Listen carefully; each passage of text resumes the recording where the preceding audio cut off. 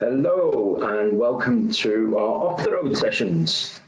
This is, I think it's the fourth of our weekly off the road gigs, keeping you company during lockdown. Second of our investment one. And what we thought we'd cover here is probably the question we've been asked most from an investment point of view over the past 5 or 6 weeks, really, which is how do I manage income portfolios in particular? We'll cover a few other bits and pieces along the way, but income is really where it's at today. We're recording this on the 4th of May. It goes out on the 7th of May in a fast-moving environment. I may say some things which are subsequently overtaken by events, so kind of give us a pass on that one if that actually comes to pass. If you do have any questions during the course of this, there's a dialog box to the right of your screen where you can pop some questions in there, and either myself or one of the team will get back to you with any questions that you've got along the way. I'll remind you of that at the end of the session, but if you do have any questions, just make a note of them and we'll get back to you as soon as we can. Just before we get started, an idea of what we run through today and how long we think that will take, about 30 minutes.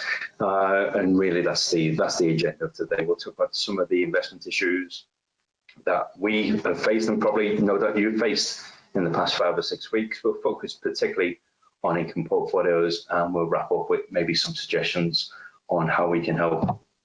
Stuff that we'll cover along the way, this is really for you to make sure that you're in the right session, and B, you want to stay in that session. So this is what we'll cover, maybe from a CPD point of view. So if this isn't for you, now is the time to get out of the session and get back to whatever your brew or whatever it is else you're doing.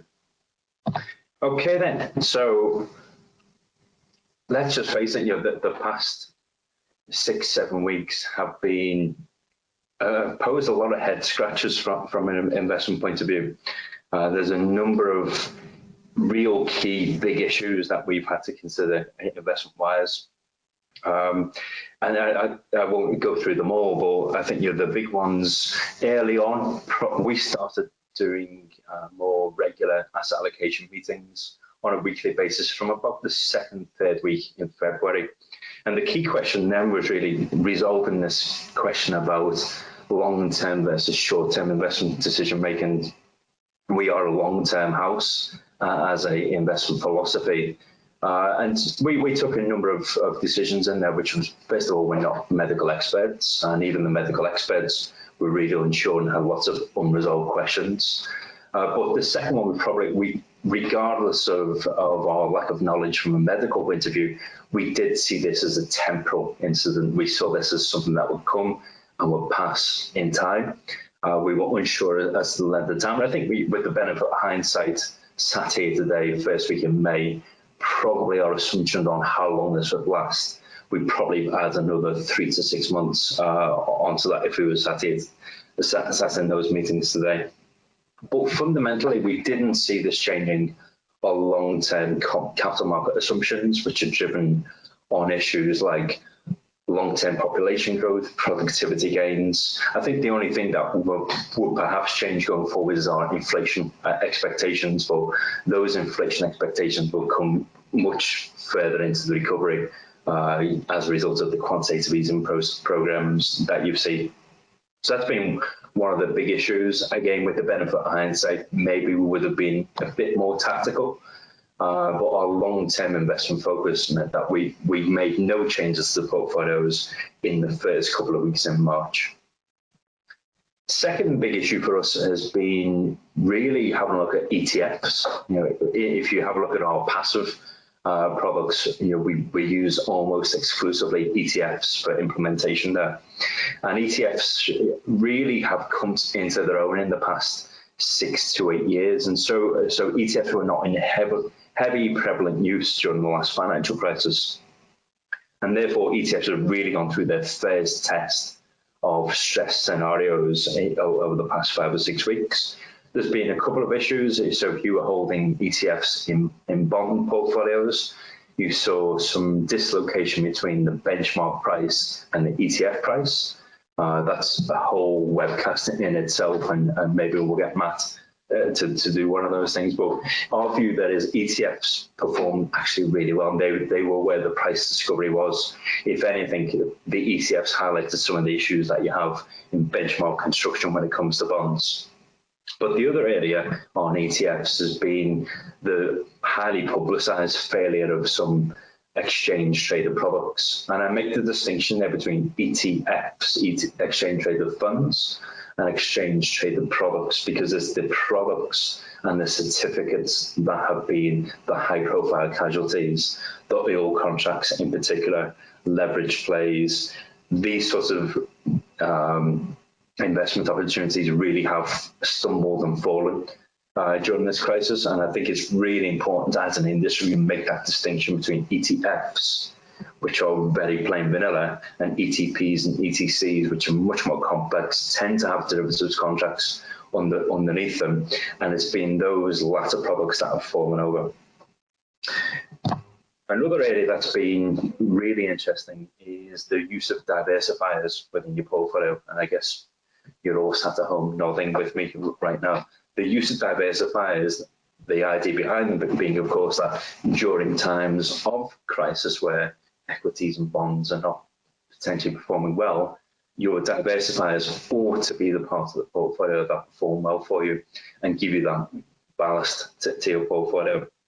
And as we saw in 2010, and to be fair, as we saw in 2000, 2001 as well, those diversifiers just really haven't done their job, with the obvious exception of precious metals, which is really your gold in your portfolios. But those diversifiers around property, commodities, absolute return really haven't provided that diversification at all. And speaking to other CIOs, speaking to other asset allocators within the market, thankfully we've not gone anywhere near any of these places, but areas such as structured products, auto callable bonds, these sorts of certificates, again, they were providing income in good times, but those precipice bonds and precipice products really have come and bit people quite hard in the past couple of weeks. And so our underlying philosophy is keep things simple. And I think that's, you can compare our performance against some more competitors who would be perhaps on some more complex stuff. That's absolutely something that we're happy we have within our philosophy, and has been something that's paid off for us in the past 5 or 6 weeks. But the real thing that I want to talk about today is managing portfolios which are designed to produce income. And if you have been trying to invest for income, particularly in the UK, you've been hit by this income double whammy, as I'll call it. What you see on this slide here is the performance, which are the grey bars. So this is international regions performance in the grey bars. But what you'll also see there is the yield on those territories as well. And there's a quite clear delineation there between those parts of the world which tend to have lower yields and those parts of the world which have high yields.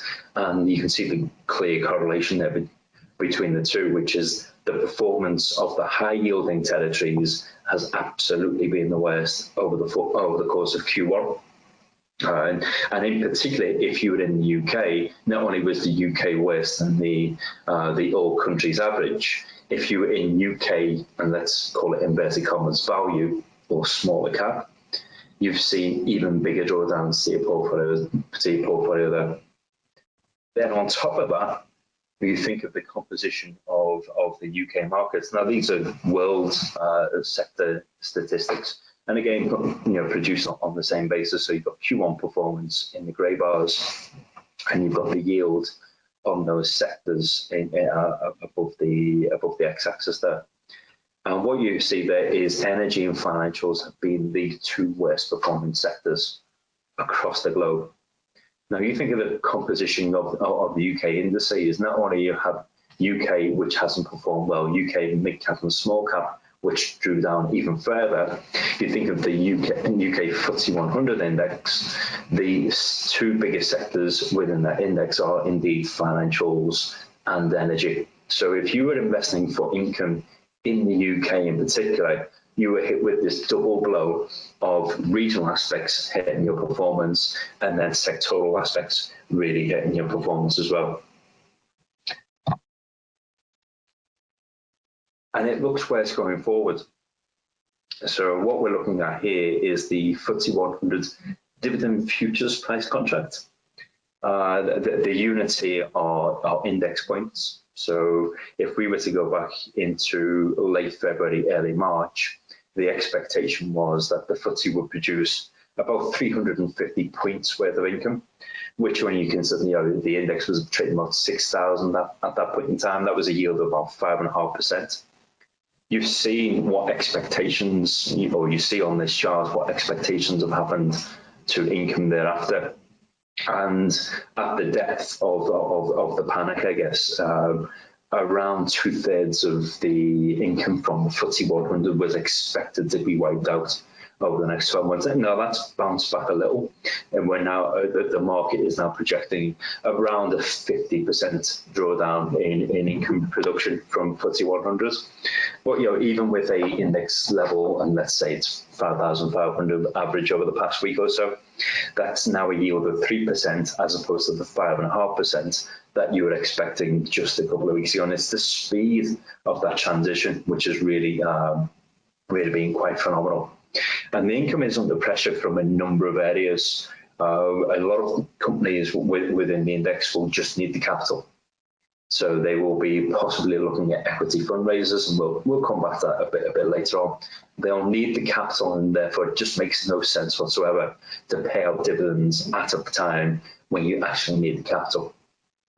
The second area that's hurt is companies that need the cash flow. So they don't need essentially to be recapitalized, that they're not in danger of breaching any debt covenants. But of course, whilst you shut your business, if you're a hotel, for example, you're now starved of cash flow. So it really makes no sense to be paying out dividends from cash flow when the cash flow itself doesn't exist.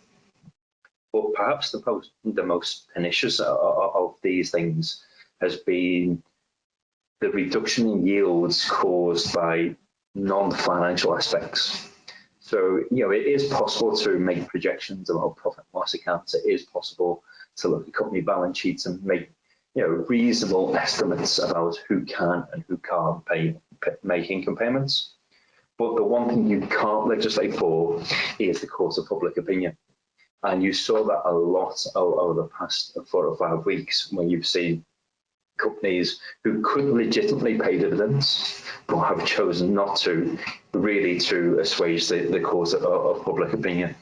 And as a consequence of that, if you are trying to manage income portfolios, and this chart here from Lancaster Services is a really nice illustration of the yields, the income that has been available from various sectors, but where the dividends we know have been cancelled or expected to be cancelled, you've then got areas of the market which are at risk or actually safe. And so one of the things you could think about is tiptoeing from the areas where dividends are being cancelled, tiptoeing through into areas of the market where you think the dividends are safe. But where you've got that court of public opinion in play, that's really quite a dangerous strategy, because take, for example, had you moved out of banks into insurance companies when the banks were under pressure not to pay their dividends, you would have moved into insurance companies only to find 2 or 3 weeks later that the insurance companies now came under the same pressures and subsequently had to cut their dividends. And worse than that, if you are chasing yield, and there is the temptation to chase yield if you are managing portfolios with set income targets, if you are chasing yield and you have to tiptoe your way through that field of landmines, there is the danger that you attach yourself to these what we call yield traps. And what we're looking at on this chart here is the difference between high dividends and quality dividends. So these are indices. The iShares UK dividends is all companies with a high dividend, and the UK dividend aristocrats is companies with not only high dividends but balance sheets that support those high dividends. And so you can see the difference here in performance when it comes to just getting high income and getting high income with some sort of financial support behind it. So it's been really important that you didn't jump into any of those yield traps along the way. So what's an income investor to do? Well, really, this is very much about knowing your client. If you have portfolios which have been designed to produce a certain level of income, you will know better than anyone else how dependent your clients are on that income. If they're not overly dependent on that income and it's just been a strategy of, well, we look for companies with value and therefore we end up with dividends in our portfolio, there is the potential to just ride this out. We do believe that the whole COVID experience will be temporal in nature. I'm not going to predict the shape of the recovery. It's certainly not V-shaped, that's for sure. But we do know in the long run, things will improve, things will recover. And so in terms of capital values, it is possible to ride this out, provided you don't need the dividends in the meantime. We've already talked about the problems of trying to navigate that dividend minefield, of moving from one area of the equity market into another area, only to subsequently find that the dividends are cut there and you've incurred all of the costs and probably suffered a further drawdown in your investment portfolio if you followed that strategy. And so the third area that we took a look at when we're looking at our income portfolios, where we do have specified income targets, is there anything we can do at asset allocation? And that's really the next 5 or 10 minutes of this presentation. I'll walk you through our thought process there, and maybe there's some triggers for you to have a think about. So what we did in our portfolios is we took a look at all of the options, and what we ultimately ended up doing is we moved 10% of our UK equity exposure, and we moved it into global high yield sterling denominated bonds. Reasons for that were we didn't want to drop our overall income, but we did want to get greater security of income. And what you get with bonds, which you don't get with equities, is the bonds have contractual payment of the income. In the event that a bond does not pay its income, it doesn't pay its coupon payments, that is a contractual default. And bonds issuers will attempt to remove that risk of default at all of the costs. And so moving from equities into high yield bonds didn't reduce our income expectations, but what it did do is it brought the contractual element to the income payment. And what we also found, as I'll talk you through now, is we felt that a lot of the bad news around high yield bonds was already priced in. And so what I'm showing you on this slide is, for contextual purposes, of course we expect default rates to increase over the next year or so. But for contextual purposes, let's have a look back at the last 3 major recessions. So early 1990s, around the turn of the millennium, and 2008, 2009. And you can see on here, the yellow line is the high yield default rates. And you see, you have to go all the way back to the early 1990s to see default rates exceed 10%. Now, we believe that COVID will be akin to the kind of drawdowns that you saw in the financial crisis in terms of business failures, etc. And therefore, we don't actually anticipate that the overall default rate will exceed over 10%. But we do absolutely expect to see default rates increase. So let's turn that into market expectations and see whether high yield markets have priced better, worse, or above that sort of level into spreads. Now, at this moment in time, if you're buying high yield global bonds, the credit spread that you receive is around 950 basis points. So 9 to 9.5% additional yield on high yield bonds versus government bonds, in order to compensate you for the risk of lending to an organisation that could default versus a government who, in theory, should never default. And what we're looking at here is credit spreads along the top. So I've highlighted the 900 to 1,000 basis points of credit spread. And then down the left-hand side, you're looking at recovery rate assumptions based on default rates. So let's just look at let's look at a 10% default rate.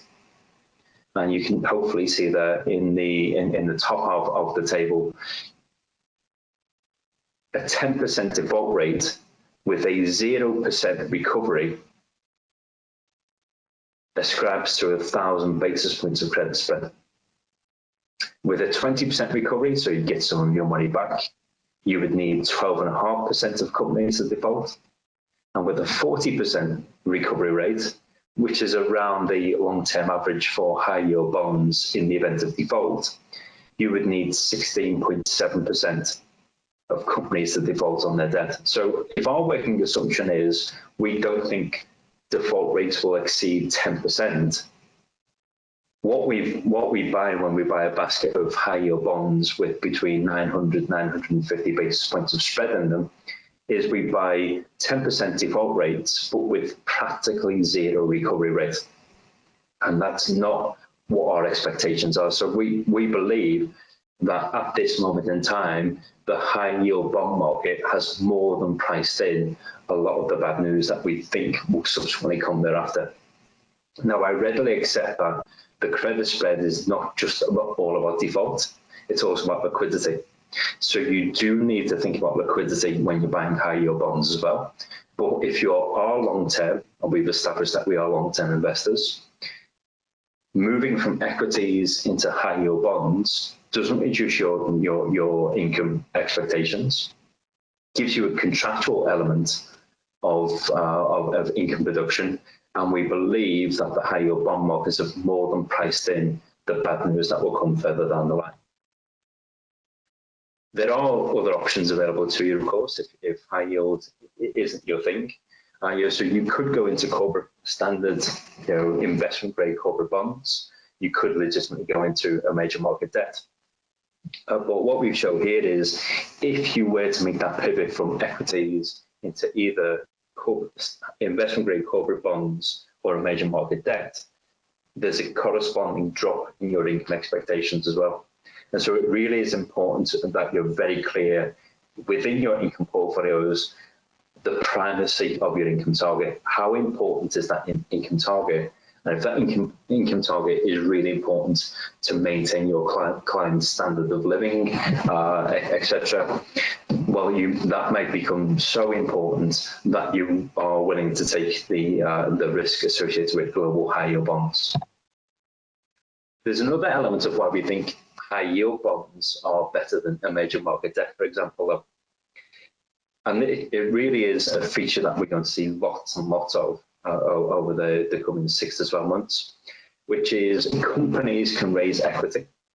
And when they raise equity, that provides a cover and a cushion for bondholders. Countries, on the other hand, cannot raise equity. They can only raise more debt. It's the only source of finance they have. And so what I've shown on this slide is the last 20 years of equity fundraisers on the UK market. And what you'll see here is counter to probably most people's expectations, fundraising goes up during recessions and it falls during good times. There's a perception that during the good times, more people do IPOs, and therefore that leads to higher equity fundraisers. But what you actually see is it's counter-cyclical. During recessions, that's when companies raise equity, and they raise equity to de-gear their balance sheets. Typically what happens over a full investment cycle is companies will gear their balance sheets up in an effort to become more efficient from a financial perspective. Then they realize that they've overcooked the situation. They enter a downturn and realize that they need more equity on their balance sheets.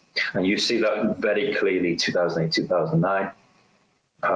The peak in equity raises over the past 20 years, that was very much driven by companies raising new equity capital to shore up their balance sheets. And we would expect exactly the same thing over 2020 and 2021. Now, that's bad news for equity shareholders, great news for bondholders. And so when we look at the return profile, we've now kind of covered off the income profile of bonds versus high yield equities. Let's have a look at this from a return profile. Yes, over the long term, equities tend to outperform high yield bonds, but it's not a huge difference. On our capital market assumptions, our long-term expectations for high yield bonds is annualized returns of 7.5% to 8%, and our long-term expected returns on equities in developed markets, that is around 8.5%. So there's not a huge annualized difference in equities versus high yield bonds, but the composition of your return is different because, of course, in high yield bonds, you receive most of that total return in the form of income, whereas in equities, you see most of that total return typically in the form of capital gains. So yes, equities tend to outperform high yield bonds in the long run. But what I'll show you here is what happened in high yield bonds versus equities coming out of the last recession. And what you can see here is, going back to that point about equity raises is bad news for equities, but good news for bondholders. What you typically see is, as you come out of recovery, high yield bonds tend to outperform equities. And so this transition that we did, which was a pivot from UK equities into global high yield bonds, we now think adding up all of the things that I've talked about doesn't reduce your income requirement, gives you more income certainty, provides you with the comfort of knowing that equity raises provide you with additional cushioning for your position. And those equity raises subsequently lead to a more rapid appreciation of high yield bonds versus the recovery in equities. Now, equities later in the cycle, as we show on this slide, subsequently will overtake high yield bonds. But in the early stages of the recovery, high yield bonds tend to outperform equities. And so how can we help is really just our 2-minute advert, if you like. If you're not interested in adverts, now's the time to tune out. But there are ways in which we believe we can help. If you are looking for income within your portfolios and trying to manage the portfolios in a fast-moving environment, you might want to consider some of our income funds. So in our basic income funds, which is a portfolio that aims for 4% target yield and looks to preserve capital, we've not had to make any asset allocation changes to this portfolio. So that's a portfolio that we still see as producing a 4% income, and we'll look to preserve your capital over the medium term. The income and growth portfolio is a portfolio where we have made that transition from UK equities into global high yield bonds. So if you are looking for a portfolio that's already made that change, that's a portfolio that does the job. Again, has a 4% target yield, but looks for medium-term capital appreciation. And to be a bit more specific, what it aims to do is it looks to preserve your capital in line with inflation. So we'd expect the long-term top return on that portfolio to be more like 7.5%. And the other area I think which is interesting, particularly from a regulatory point of view, is income and retirement. It was one of those things that we spoke a lot about in January, February of this year, because you will have all received your Dear CEO letters. And you'll all be familiar with the suitability review that the FCA are undertaking. And you're probably also familiar with the financial services and market assessment that the FCA are undertaking at the moment. And in there, they will be taking, and they've said this repeatedly, they will be looking specifically at essentially what we would now call centralized retirement propositions. So how do you build your portfolios in a systematic way for clients who are taking income in retirement? Now, this is a meme that probably you've all seen. One of the few good things to come out of COVID-19 has been the prevalence of great memes. That's very much people's budgets these days. Spending nothing externally and all your money on food. And it's a useful kind of aid memoir of when you do get clients transitioning from accumulation into decumulation mode, it's really a good opportunity to reassess not just how much they spend, but on what they spend their money. I think if you're looking at clients during accumulation mode, the spending questions tend to go along the lines of how much do you earn, how much do you spend. Okay, here's how much we got left over in order to accumulate you a portfolio. When it goes into decumulation mode, it really has to be much more granular than that, and it's how much income do you need, how much do you spend, but what do you spend that money on? Now, the Office for National Statistics produce some useful data here, and not only do they produce the data in terms of average weekly expenditure, there's a couple of things that pop out of here. You'll see that as people get older, their average weekly expenditure naturally declines, and that's because they tend to spend less on certain items of expenditure. Transport being a very key one, as people go from being in work to being in a retirement mode, like no more commute to the office, as we're all facing at the moment. But typically what happens is, as you go into later stage retirement, practically every category of expenditure also drops as well.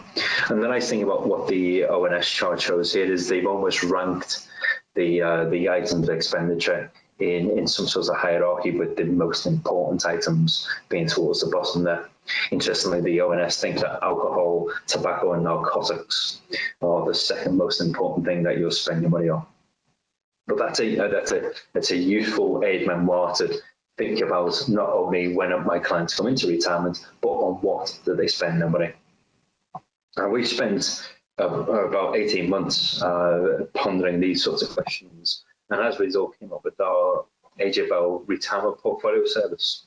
So those two portfolios that I mentioned before, the income and growth funds, what we do with those portfolios is we use them as the implementation tools for our bucketed portfolio. So you can see this portfolio has been bucketed into three sections here. So you have 10% held in cash or cash equivalents, 45% of the portfolio held in the income fund, 45% of the portfolio in the income funds for longer term assets, and all of that with a stock rebalancing process. So we book gains when we see them, and we let the portfolio run in the event of downturns in order to help manage sequencing risk.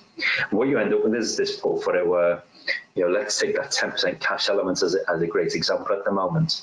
If your clients do require certain levels of income, by having that cash buffer built into the portfolio, it would give you 2 to 2.5 years of buffer before you would even need to consider having to sell some of your more risky assets. And if you then consider that both of those portfolios produce an income themselves, which goes to top up the cash buffer, we've designed this portfolio so that it can really ride out 4 to 5 years before you would need to even consider having to sell down any of your risky assets in order to meet clients' income requirements. And all of our expectations and all of our back testing show that we could not find any period in history where a balanced portfolio of this nature didn't recover its capital value in 4 to 5 years' time. And so by building that buffer into this, you end up with a portfolio which would be almost perfect for the scenario that we've just gone through, and help your clients really not have to worry about their immediate income requirements, because they're already being catered for, and the income from the other two parts of the portfolio would top up their cash bucket on an ongoing basis. So hopefully that's been a useful session. I think that's pretty much bang on 30 minutes. As I said at the top, if you do have any questions, there is the ability to ask questions in the dialog box just to the right of your screens. Hope it's been useful. Tune in for our future off-the-road sessions, and thanks very much for listening.